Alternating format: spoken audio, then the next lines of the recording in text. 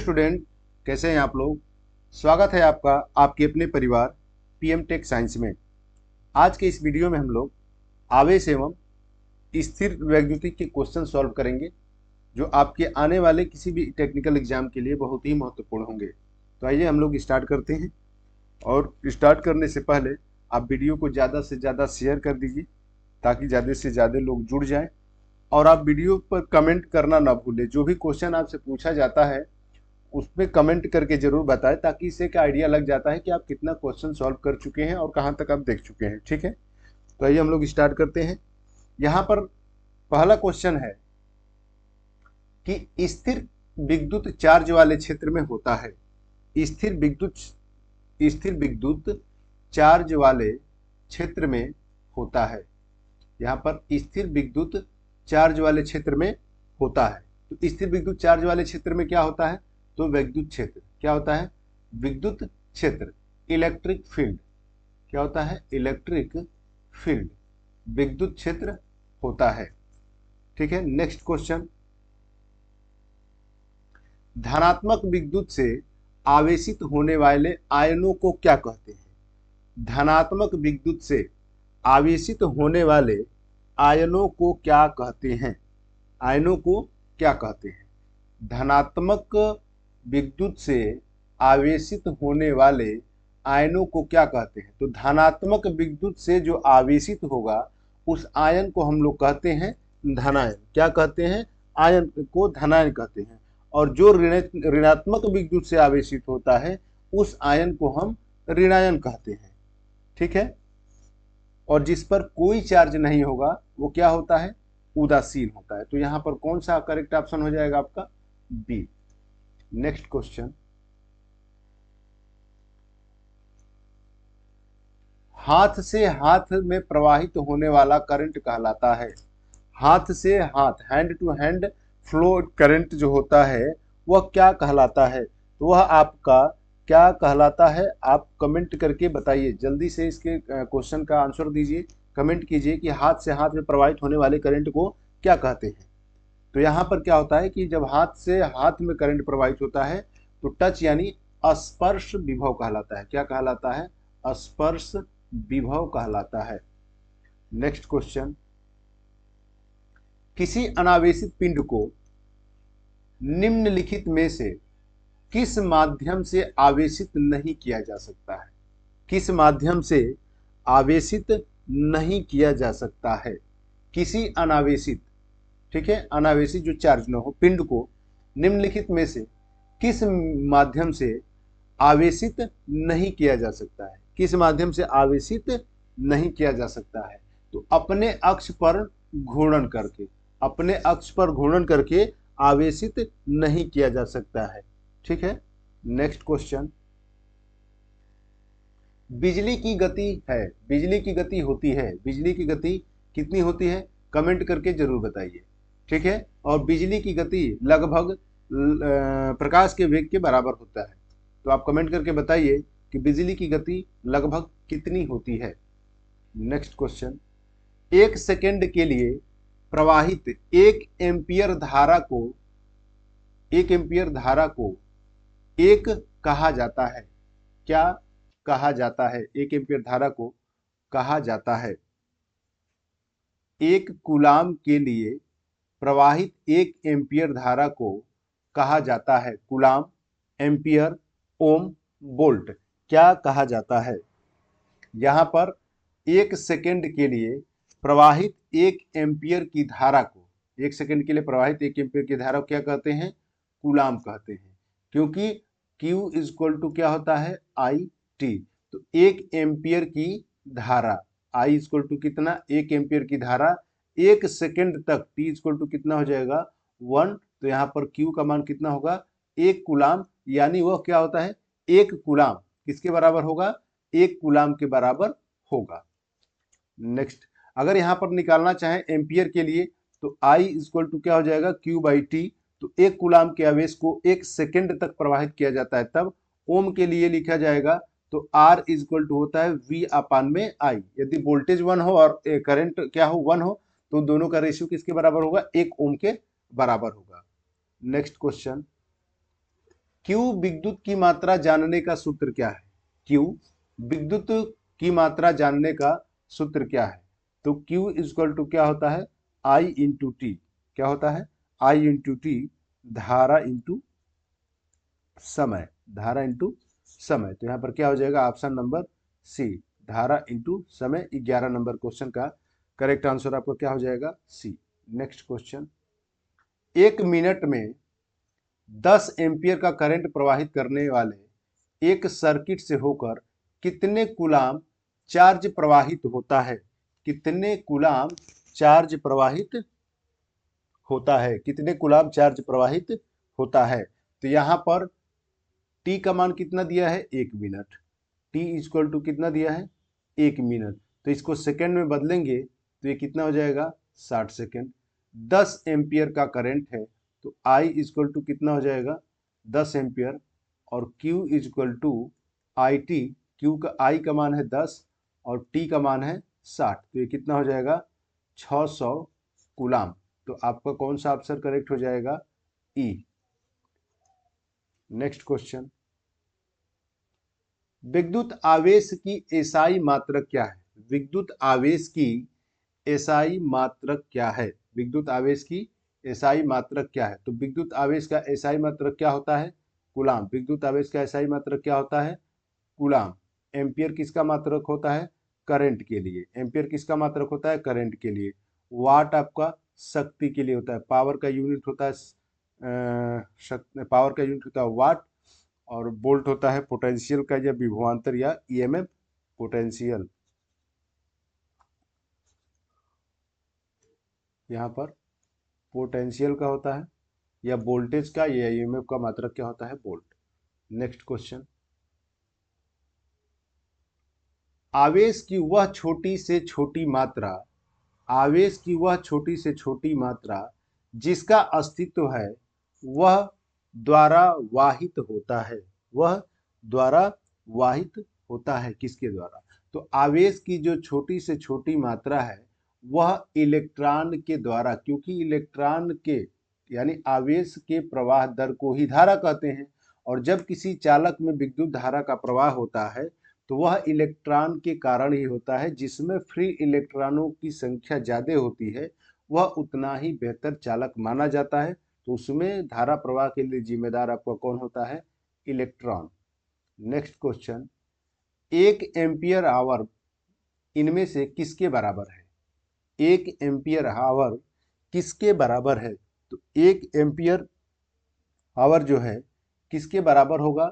जल्दी से कमेंट करके बताइए कि 1 एम्पियर आवर किसके बराबर होगा? 1 एम्पियर आवर किसके बराबर होगा? यहाँ पर दिया हुआ है, देखिए 1 एम्पियर आवर, 1 एम्पियर आवर। तो घंटे को बदलेंगे हम लोग तो ये आपका मिनट हो जाएगा। मिनट को किस में बदलेंगे? सेकेंड में। तो ये आपका कितना हो जाएगा? 1 गुणे और ये हो जाएगा आपका 3600 सेकेंड। और ए आई एम्पियर का मात्रा, आई का मात्रक एम्पियर, और ये हो जाएगा समय का मात्रक घंटे में। तो कितना हो जाएगा? 3600 और आई इंटू टी किसके बराबर होता है? क्यू के। तो कितना हो जाएगा? 3600 कूलाम। नेक्स्ट क्वेश्चन, 660 जूल कार्य करने के लिए 110 वोल्ट के विभवांतर वाले बैटरी द्वारा कितना चार्ज दिया जाना चाहिए? कितना चार्ज दिया जाना चाहिए? तो W इक्वल टू कितना दिया है? 660 जूल। वोल्टेज का मान आपका दिया है 110 वोल्ट। कितना दिया है?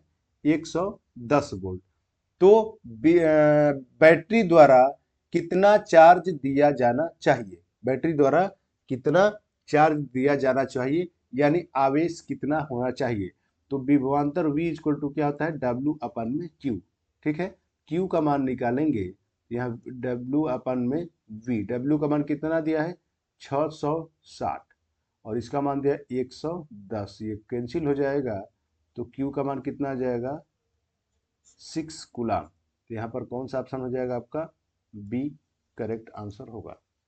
नेक्स्ट क्वेश्चन, प्रेरण द्वारा आवेशन में आवेशित निकाय, प्रेरण द्वारा आवेशन में आवेशित निकाय क्या होता है? जब इंडक्शन के द्वारा आवेशन होता है, इंडक्शन द्वारा आवेशन में आवेशित निकाय जो है उसमें आपका कोई चार्ज नहीं खोता है, कोई चार्ज नहीं खोता है, मतलब लॉस नहीं होता है, कोई चार्ज नहीं खोता है, यहां पर करेक्ट आंसर होगा। नेक्स्ट क्वेश्चन, स्थैतिक बिजली का उत्पादन किस कारण से होता है? स्थैतिक बिजली का उत्पादन किस कारण से होता है? किस कारण से होता है? तो यहाँ पर स्थैतिक बिजली का उत्पादन किस कारण से होता है? तो स्थैतिक बिजली का उत्पादन आवाज के कारण से। किसके कारण से होता है?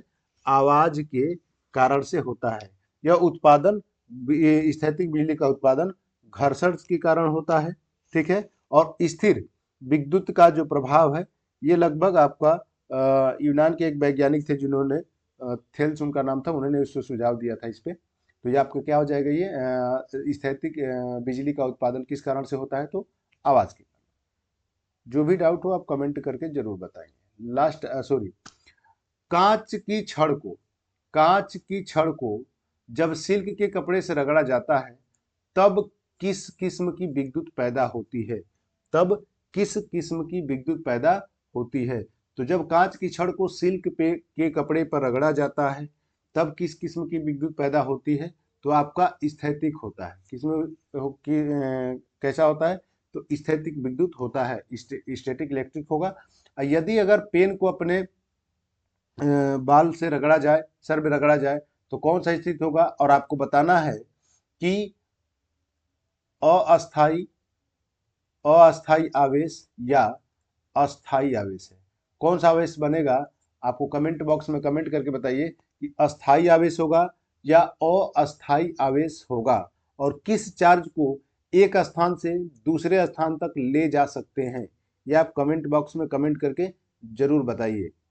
नेक्स्ट क्वेश्चन, अगर एक कांच की छड़ और रेशम के कपड़े के टुकड़े को एक साथ रगड़ा जाता है, अगर एक कांच की छड़ है और रेशम के कपड़े को, एक टुकड़े को एक साथ रगड़ा जाता है, तो कांच की छड़ को रेशम के कपड़े में हस्तांतरित करती है, हस्तांतरित करती है मतलब प्रोटॉन, इलेक्ट्रॉन, न्यूट्रॉन, पॉजिट्रॉन, किसको हस्तांतरित करती है? तो कांच की छड़ को जब रेशम के साथ हस्तांतरित करती है कांच की छड़, तो वह इलेक्ट्रॉन को हस्तांतरित करती है। किसको? इलेक्ट्रॉन को हस्तांतरित करती है। नेक्स्ट क्वेश्चन, वोल्टता V से आवेशित एक खोखले गोले के अंदर का विभव है। जल्दी से कमेंट कीजिए और बताइए कि गोले के अंदर का विभव, खोखले गोले के अंदर का विभव क्या होता है? खोखले गोले का V वोल्टता से आवेशित एक खोखले गोले के अंदर का आवेश, अरे सॉरी, विभव क्या होगा? 0 होता है। क्या होता है? 0। नेक्स्ट, अगर +2Q और -5Q चार्ज वाले दो चार्ज किए गए पिंडों को संपर्क में लाया जाता है तो कुल चार्ज होगा। संपर्क में लाया जाता है तो कुल चार्ज होगा। तो किसी निकाय के लिए तुल्य आवेश सदैव क्या होता है? संरक्षित होता है। तो यहाँ पर कितना हो जाएगा कुल चार्ज? टोटल आप चार्ज निकालेंगे तो यहाँ से आपका आ जाएगा +2Q -5Q। तो यहाँ पर कितना हो जाएगा? -3Q। तो आपका करेक्ट आंसर कितना हो जाएगा? डी। नेक्स्ट क्वेश्चन, एक कूलाम के बराबर, एक कूलाम के बराबर होता है। एक कूलाम किसके बराबर होगा? ये बहुत सिंपल सा क्वेश्चन है। कमेंट करके आप बताइए कि एक कूलाम किसके बराबर होगा? एक कूलाम किसके बराबर होगा? और आप वीडियो को ज़्यादा से ज़्यादा शेयर कीजिए और चैनल को सब्सक्राइब करना न भूलिए। नेक्स्ट क्वेश्चन, यदि एक कापर वायर से, यदि एक कापर वायर से 5 एम्पियर की धारा प्रवाहित होती है, यदि एक कापर वायर से 5 एम्पियर की धारा प्रवाहित होती है, तो 1 सेकंड में वायर के अनुप्रस्थ काट से कितने इलेक्ट्रॉन गुजरेंगे? कितने इलेक्ट्रॉन गुजरेंगे? यानी आपसे पूछ रहा है कि इलेक्ट्रॉनों की संख्या क्या होगी? इलेक्ट्रॉनों की संख्या क्या होगी? आपको बताना है कि कितने इलेक्ट्रॉन गुजर रहे हैं। देखिए कापर में कितना धारा है? I =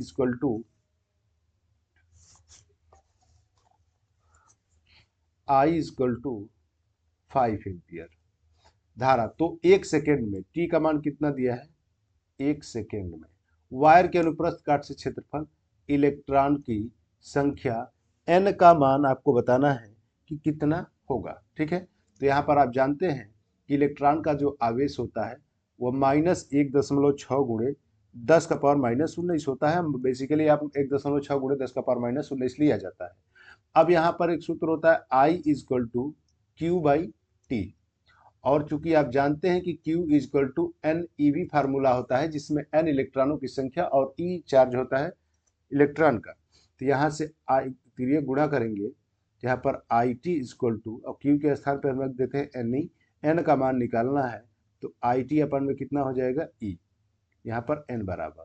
अब यहाँ पर I का मान रखेंगे तो I का मान कितना दिया है यहाँ पर 5 एम्पियर, 5 गुणे T का मान 1/1.6 गुणे 10 का पावर -19, ये हो जाएगा आपका 5 गुणे 10 का पावर +19 ऊपर जाएगा तो, और ये हो जाएगा 1.6, ऊपर नीचे 10-10 से गुणा करेंगे तो 50 गुणे 10 का पावर +19 होगा। अब बटे में कितना हो जाएगा 16, बटे में हो जाएगा 16, 50 में 16 से डिवाइड करेंगे, इसको कैलकुलेशन करेंगे तो लगभग 6.25 गुणे 10 का पावर 18 के समथिंग आएगा। यहाँ पर सी ऑप्शन करेक्ट होगा। नेक्स्ट, ये क्वेश्चन मैं पहले भी लगवा चुका हूं, जो भी मैंने क्वेश्चन बताया आपको। यदि दो समान आवेशों की दूरी दोगुनी हो जाए, यदि दो समान आवेशों की दूरी दोगुनी हो जाए तो दोनों आवेशों के मध्य लगने वाला बल कितना गुना क्या होगा, आपको बताना है। बढ़ जाएगा, घट जाएगा, क्या होगा। ठीक है, तो इसको ध्यान से हम लोग देखते हैं। देखिए, यहाँ पर दो आवेश, यहाँ पर एक Q1 मान लेते हैं और ये होता है Q2। जब यहाँ पर डेरिवेशन किया जाता है तो ये नियम लगाया जाता है कूलाम के नियमानुसार। यहाँ पर हम मान लें कि दो आवेश हैं Q1 व Q2, और दोनों के बीच की दूरी कितना है, स्मॉल r है। तो यहाँ पर इसके लिए सूत्र डेरिवेशन करते हैं तो आवेशों के मध्य जो आकर्षण बल होता है वो दोनों आवेशों के गुणनफल के समानुपाती तथा बीच की दूरी के वर्ग के व्युत्क्रमानुपाती होता है। तो इन समीकरण 1 और 2 को हल करते हैं तो डायरेक्ट हम लिख देते हैं, यहाँ पर फार्मूला आता है 1/4πε0 Q1 Q2 अपान में r²। यहाँ पर ये कांस्टेंट होता है। तो यहाँ पर अगर डायरेक्ट देखा जाए तो 1/4πε0 इंटू Q1 Q2 अपान में r²। ये कह रहा है ना कि आवेश, दो समान आवेश है, Q1 Q2 समान है, लेकिन दूरी क्या है, दोगुनी है। तो डायरेक्ट हम ऐसे देख सकते हैं कि यहाँ पर देख रहे हैं कि ये दूरी बल के क्या है, व्युत्क्रमानुपाती है। बल के क्या है, व्युत्क्रमानुपाती है। जब दोगुनी करेंगे तो वर्ग है तो क्या होगा, 4 गुना।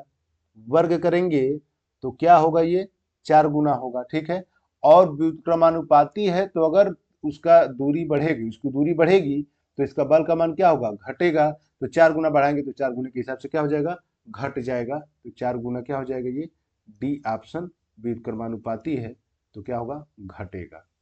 ठीक है, नेक्स्ट, जो भी डाउट हो आप कमेंट जरूर कीजिए।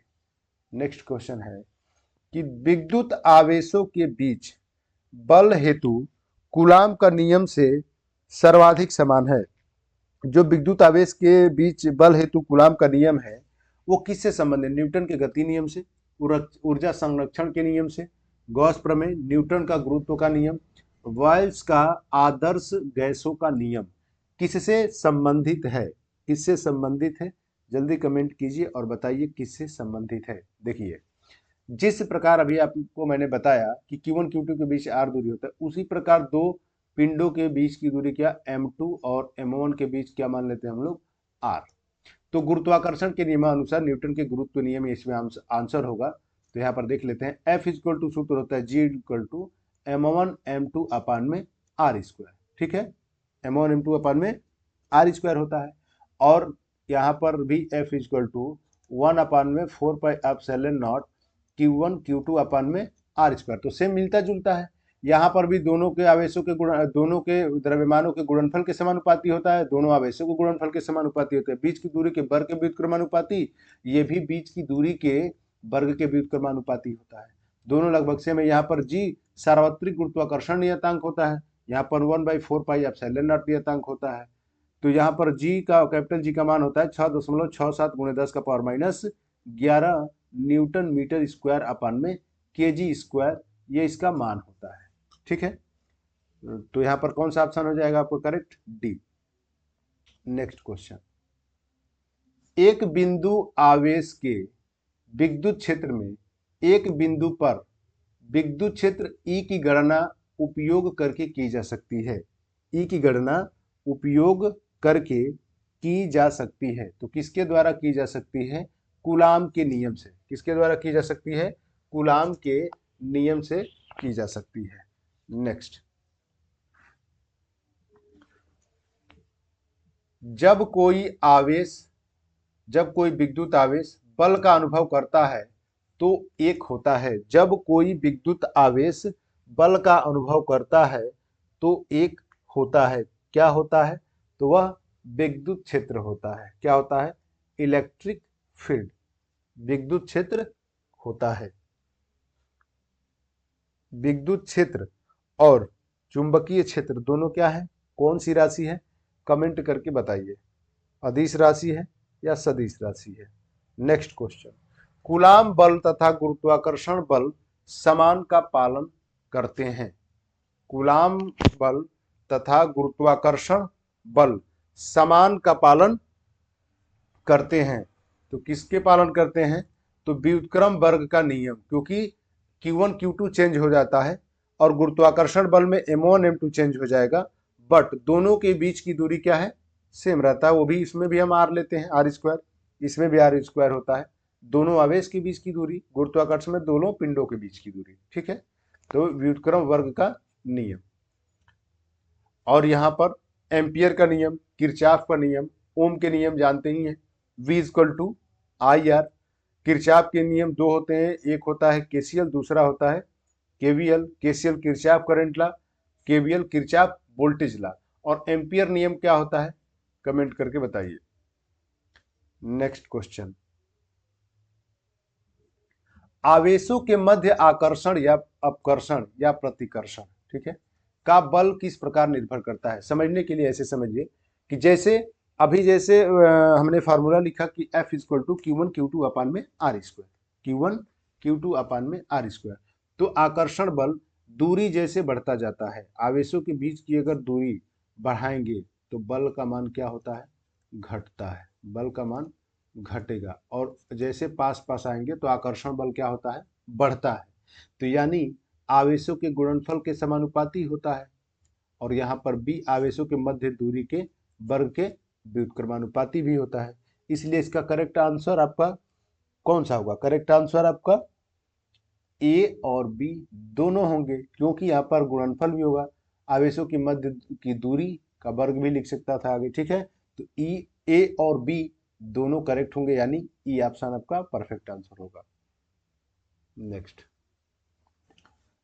वायु में और द्विविद्युत नियतांक के मध्य में दो छोटे बिंदु आवेशों के बीच का बल अनुपात होता है। दोनों आवेशों के बीच का बल अनुपात होता है। दोनों आवेशों के बीच का बल अनुपात होता है। कमेंट कीजिए और जल्दी बताइए कि दोनों के बल के बीच का अनुपात कितना होता है। ठीक है, देखिए यहाँ पर वायु के लिए अगर निकालेंगे तो 1/4 pi epsilon not into Q1 Q2 अपान में क्या होता है? R²। ठीक है, एप्सिलॉन नॉट इंटू R²।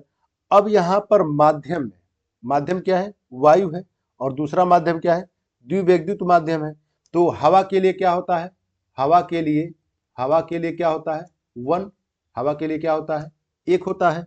और द्विमाध्यम के लिए हम लेंगे तो ER मान लेते हैं कि अब इन दोनों के हिसाब से अगर हम इसको 1 मान लें और दूसरे के लिए F2 के लिए निकाला जाए तो 1/4 pi epsilon not into K और इंटू Q1 Q2 अपान में R²।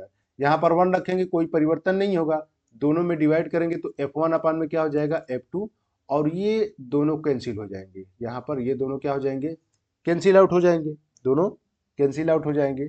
और दूसरा बचा आपका 1/4 पाई एप्सिलॉन नॉट, और यहाँ पर 1/4 पाई एप्सिलॉन नॉट के। तो यहाँ पर जब डिवाइड करेंगे तो ये आपका 1/4 पाई एप्सिलॉन नॉट, 1 रखेंगे कोई चेंज, और 4 पाई एप्सिलॉन नॉट इंटू के, सॉरी 1 अपान में होगा। तो यहाँ पर दोनों ये कैंसिल आउट हो जाएंगे, व्युत्क्रम हो जाएगा तो क्या हो जाएगा के अपान में 1। तो F1 संबंध है F2 इक्वल टू क्या हो जाएगा, के संबंध है 1। तो यहाँ पर हो जाएगा आपका एक करेक्ट आंसर। नेक्स्ट, यदि दो आवेशित कणों के बीच की दूरी घटाकर मूल दूरी से आधी की जाए, यदि दो आवेशित कणों की बीच की दूरी घटाकर मूल दूरी से आधी की जाए तो उनके बीच बल हो जाता है, तो उनके बीच बल हो जाता है। तो देखिए दो आवेशित बीच की दूरी, अब यहाँ पर F इक्वल टू क्या किसके व्युत्क्रमानुपाती होता है, बीच की दूरी के, बीच की दूरी के व्युत्क्रमानुपाती होता है। तो बीच की दूरी घटा करके अगर आधी कर दी जाए तो आधी करेंगे तो यहाँ पर 1/2 का स्क्वायर हो जाएगा, तो F प्रोपोर्शनल 1 अपान में 4 होगा ना, सॉरी यहाँ पर 1 प्रोपोर्शनल 1 अपान में 4 होगा, 4 चला जाएगा ऊपर तो n प्रोपोर्शनल क्या हो जाएगा 4, यानी जो उसका टोटल आपका वैल्यू आएगा, इक्विवेलेंट वैल्यू आएगा, वो कितने हो जाएगा, बल का 4 गुना हो जाएगा। कितना गुना हो जाएगा, 4 गुना, 4 गुना हो जाएगा। बी करेक्ट आंसर होगा। यदि यही 2 गुना रहता, आधा की जगह अगर 2 गुना कर देता तो 4 गुना कम हो जाता, 4 गुना कम हो जाता। नेक्स्ट, निम्नलिखित बलों में से कौन सा बल सबसे कमजोर होता है, निम्नलिखित बलों में से कौन सा बल सबसे कमजोर होता है, तो गुरुत्वाकर्षण बल सबसे कमजोर होता है, गुरुत्वाकर्षण बल सबसे कमजोर होता है। नेक्स्ट क्वेश्चन, निम्न में से किसके लिए गॉस का नियम लागू होता है, निम्न में से किसके लिए गॉस का नियम लागू होता है, निम्न में से किसके लिए गॉस का नियम लागू होता है, तो केवल पॉइंट चार्ज के लिए, अनंत लाइन चार्ज के लिए, चार्ज के अनंत सीट के लिए, समान रूप से गोलाकार सेल्स के लिए, इन सभी पर, इन सभी पर। तो किसके लिए होता है, तो यहां पर समान रूप से गोलाकार सेल्स के लिए, समान रूप से गोलाकार सेल्स के लिए delta E equal to sigma upon में एप्सिलॉन नॉट होता है, सिग्मा अपान में एप्सिलॉन नॉट, या सिग्मा ऐसे भी लिखा जाता है। तो वहां पर डेल्टा ई, क्योंकि जो विद्युत आवेश के वितरण एवं उनके उत्पन्न कारण विद्युत क्षेत्र से संबंधित करता है, उसका पृष्ठ के संपूर्ण विद्युत फ्लक्स आवेशों के निर्वात की विद्युतशीलता के अनुपात के बराबर होता है। ठीक है, ये आपका क्लास 12th में भी गॉस का नियम है, ये क्लास 12th में भी, और आप थ्योरी में भी पढ़े होंगे। नेक्स्ट, एक इलेक्ट्रॉन वोल्ट निम्नलिखित में से किसके बराबर होता है, एक इलेक्ट्रॉन वोल्ट निम्नलिखित में से किसके बराबर होता है, एक इलेक्ट्रॉन वोल्ट निम्नलिखित में से किसके बराबर होता है, तो 1 इलेक्ट्रॉन वोल्ट, इलेक्ट्रॉन 1.6 गुणे 10⁻⁻19 जूल, तो कूलाम में होगा इलेक्ट्रॉन वोल्ट, तो आपका W equal to Q into क्या हो जाएगा V, तो किस में हो जाएगा, जूल में। तो यहाँ पर सी आपका करेक्ट आंसर होगा। नेक्स्ट,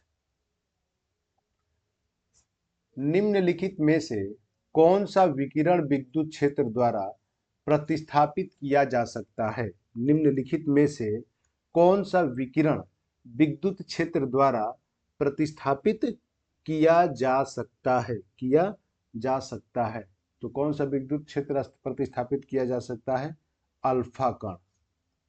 क्या किया जा सकता है, किसके द्वारा, अल्फा कण प्रतिस्थापित किया जा सकता है। नेक्स्ट, एक डाई इलेक्ट्रिक माध्यम में, एक डाई इलेक्ट्रिक माध्यम में विद्युत प्रवाह घनत्व और अनुरूप विद्युत क्षेत्र की सामर्थ्य के बीच के अनुपात को कहा जाता है, क्या कहते हैं। ये क्वेश्चन आपके लिए है और आप कमेंट करके जरूर बताइए। टेक्निकल हेल्पर 2022 में ये क्वेश्चन पूछा गया है। डाई इलेक्ट्रिक का मतलब होता है निरपेक्ष विद्युतशीलता।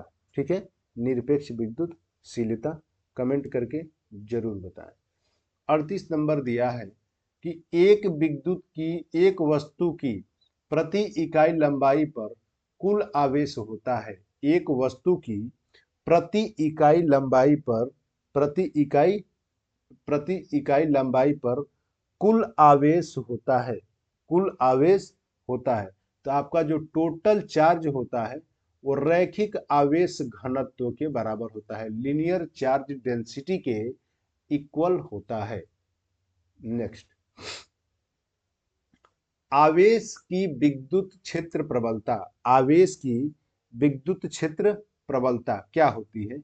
दूरी के साथ बढ़ती है, दूरी के घन के साथ घटती है, दूरी के घन के साथ बढ़ती है, दूरी के वर्ग के साथ घटती है, दूरी के वर्ग के साथ बढ़ती है।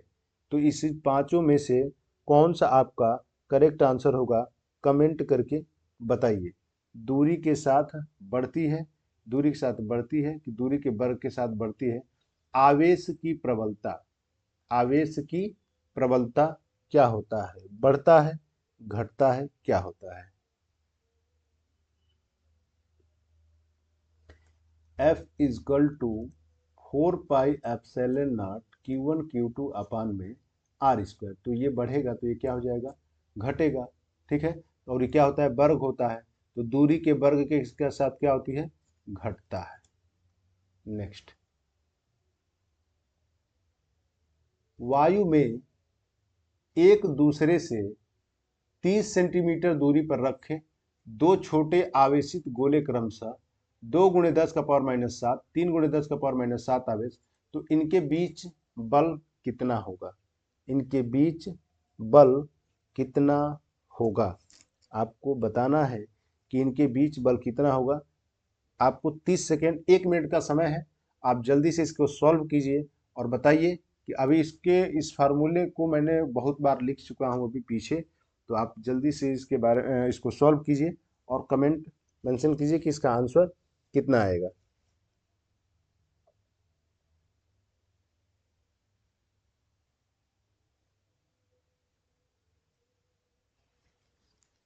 देखिए, दूरी कितना दिया है? 30 सेंटीमीटर। तो दूरी r इक्वल टू कितना हो जाएगा? 30 सेंटीमीटर। मीटर में बदलेंगे तो 3 × 10⁻²। आवेश कितना दिया है? Q1 का मान दिया है 2 × 10⁻⁷ और Q2 का मान दिया है 3 × 10⁻⁷ कूलाम। ठीक है, दोनों का मान दिया है। और फार्मूला होता है F equal to 1/4πε0 Q1 Q2 अपान में आर स्क्वायर।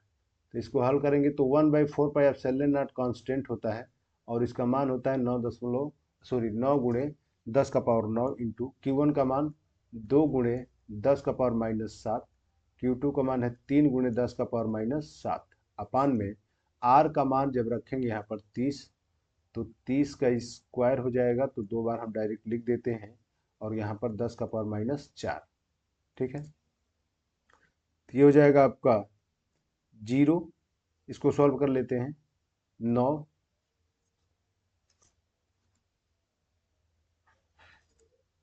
कितना हो जाएगा? गुणा करेंगे यहाँ पर तो ये हो जाएगा आपका 54 गुणे, और यहाँ पर 10, 9 -7 और -7। ठीक है, तो यहाँ पर 30, तो इसका हम गुणा कर लेते हैं। यहाँ पर 900 हो जाएगा गुणे 10⁻⁴ गुणे यहाँ पर कितना हो जाएगा? 10⁻⁹। 2 घटाएंगे तो यहाँ पे हो जाएगा 10⁻2। यहाँ पर माइनस हो जाएगा तो कितना हो जाएगा? 10⁻⁵ और 10⁻4 ऊपर चला जाएगा। यहाँ पर इसको काट देते हैं।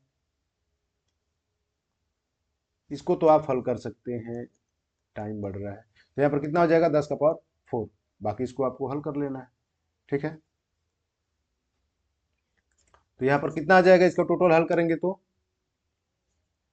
ये कैंसिल हो जाएगा। कितना हो जाएगा?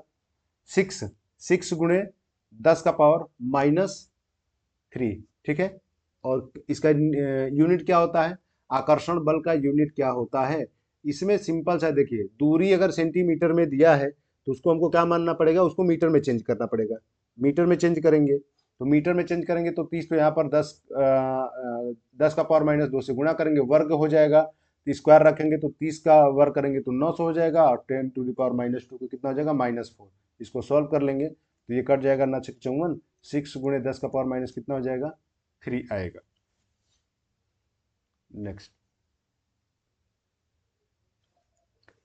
एक समविभव पृष्ठ पर सभी बिंदु पर होते हैं। एक समविभव पृष्ठ पर सभी बिंदु पर होते हैं। समविभव समान विभव वाले सतह पर सभी बिंदुओं पर होते हैं। क्या होता है? शून्य विभव, विभिन्न विभव, समान विभव, अनिश्चित विभव, इनमें से कोई नहीं। इनमें से कोई नहीं तो कौन सा होता है? तो प्रत्येक बिंदुओं पर समविभव पृष्ठ का परिभाषा ही होता है कि सभी बिंदुओं पर क्या होता है? समान विभव होता है। सभी बिंदुओं पर क्या होता है? समान विभव होता है। नेक्स्ट क्वेश्चन, तत्व के सबसे छोटे कण को कहा जाता है। तत्व के सबसे छोटे कण को कहा जाता है। तत्व के सबसे छोटे कण को कहा जाता है। तो तत्व के सबसे छोटे कण को क्या कहा जाता है? एटम, परमाणु कहा जाता है। तत्व के सबसे छोटे कण को परमाणु कहा जाता है। नेक्स्ट,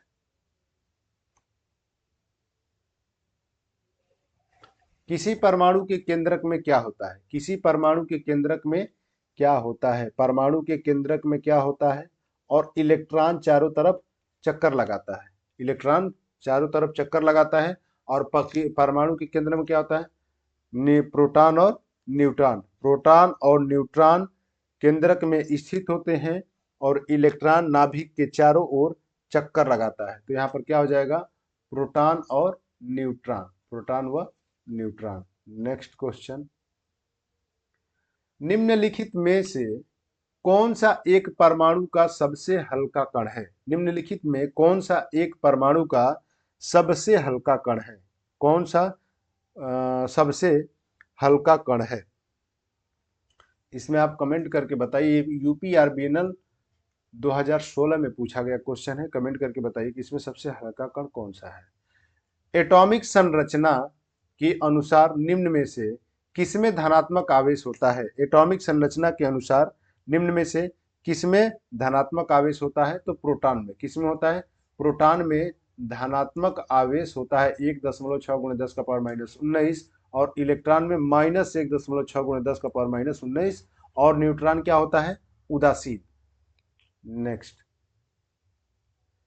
किसी परमाणु का द्रव्यमान माना गया है। किसी परमाणु का द्रव्यमान माना गया है। सिर्फ न्यूट्रॉनों का भार, न्यूट्रॉन एवं प्रोटॉनों का भार, इलेक्ट्रॉनों का भार, इलेक्ट्रॉन और प्रोटॉन्स का भार, इलेक्ट्रॉन और प्रोटॉन्स का भार, इनमें से कौन सा होगा? परमाणु जो द्रव्यमान होता है वो A = P + N के बराबर होता है। तो न्यूट्रॉनों की संख्या और प्रोटॉनों की संख्या का भार के बराबर होता है। तो A आपका कौन सा करेक्ट आंसर हो जाएगा? B। नेक्स्ट,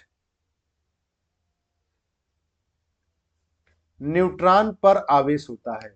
न्यूट्रॉन पर आवेश होता है। न्यूट्रॉन पर आवेश क्या होता है? शून्य होता है, धनात्मक होता है, ऋणात्मक होता है, इनमें से कोई नहीं। तो क्या होता है?